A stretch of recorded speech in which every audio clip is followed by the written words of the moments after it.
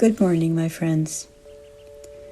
We come today to talking together about what Thich Nhat Hanh has described as the third element of true love, following the practices of loving kindness and compassion. Let us sit comfortably in your chair with your body supported, with a mind and the heart of loving compassion for this body,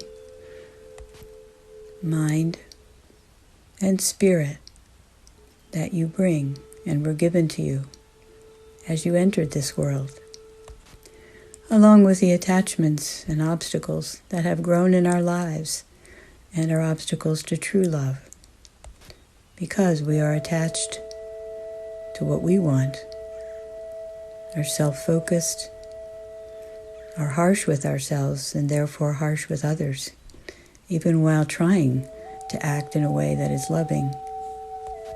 Our anger is right around this corner. After all I've done for you, you treat me like that?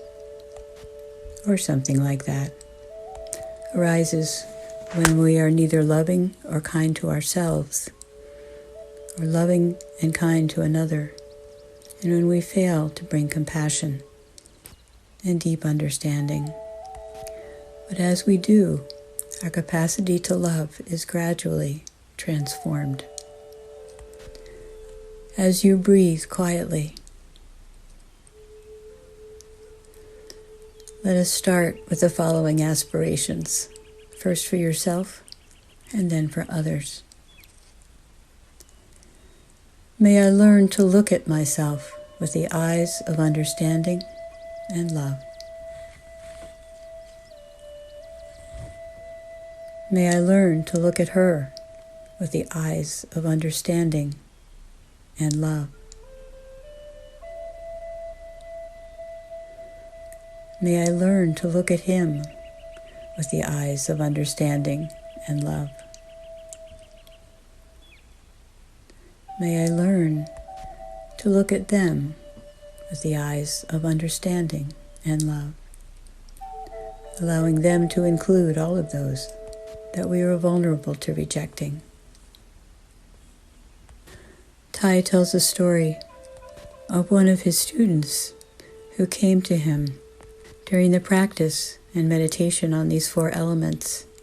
She said to Thai, "When I meditated on my boyfriend, I found that I began to love him less. And when I meditated on the person I disliked the most, I suddenly hated myself." Looking deeply, she began to know that before this, her love for her boyfriend was so passionate and intense that she was simply not able to see his shortcomings.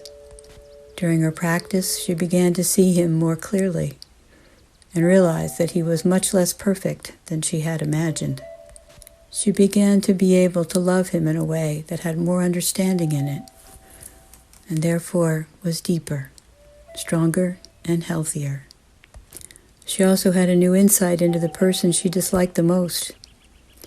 She saw some of the reasons he was like that. She saw some of the ways in which she was like that. And she saw how she had caused him to suffer by reacting to him so harshly. Keep this story in mind, my friends, as we go through the last two elements of true love. The third element of true love is joy. As Thai puts it, true love always brings joy to ourselves and to the one we love. If our love does not bring joy to both of us, it is not true love. Thai describes joy in some of these ways. When someone is traveling in the desert and sees a stream of cold water, she experiences joy. And on drinking the water, she experiences great happiness. She is mindfully dwelling happily in the present moment, not rushing into the future or the past. Many small things can bring us joy. We just have to open our eyes and we can see. Our eyes are in good condition to notice the blue sky the color of the flowers, the children, our face of our beloved, the trees. And when dwelling in mindfulness, we can touch these wondrous and refreshing things, and our mind of joy arises naturally. Joy contains happiness, and happiness contains joy.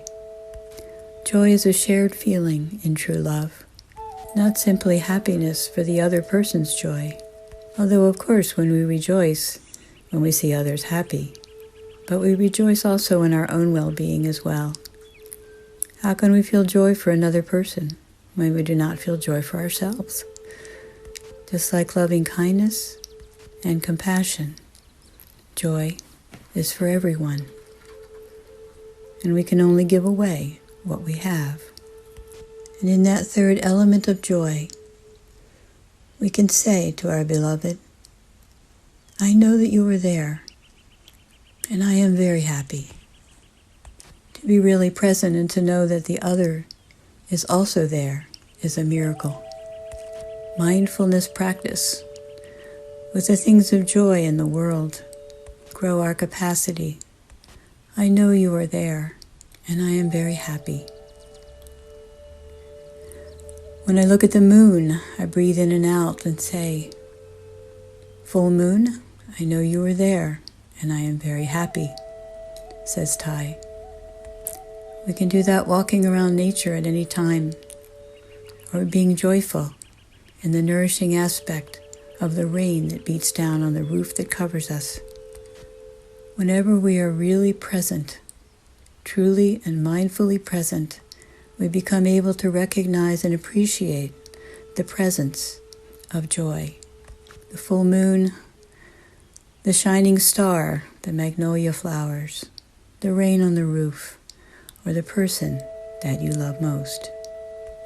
And so to communicate joy, first we practice breathing in and out to deeply recover our own feeling of joy.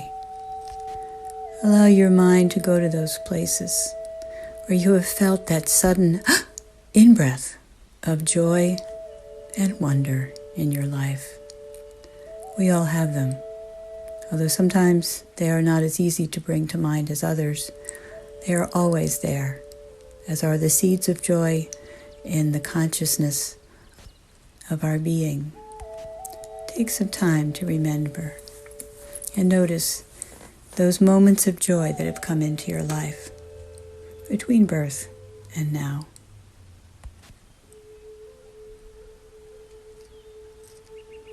And thinking and looking into the eyes of another person, such as your beloved, or your own eyes as you look in the mirror quickly in the morning.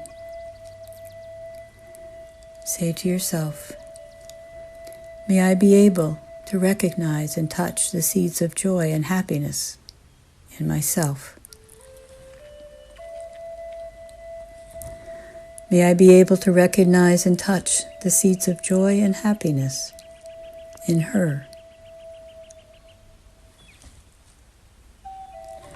May I be able to recognize and touch the seeds of joy and happiness in him.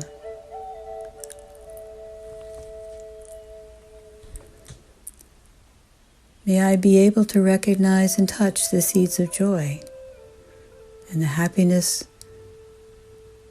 for them. And if you want to, allow the word them to include all of those that you truly dislike. May I be able to recognize and touch the seeds of joy and happiness in myself and in them. My darling, I know that you are here, and I am very happy. Take it with you, my friends. Namaste. Amen.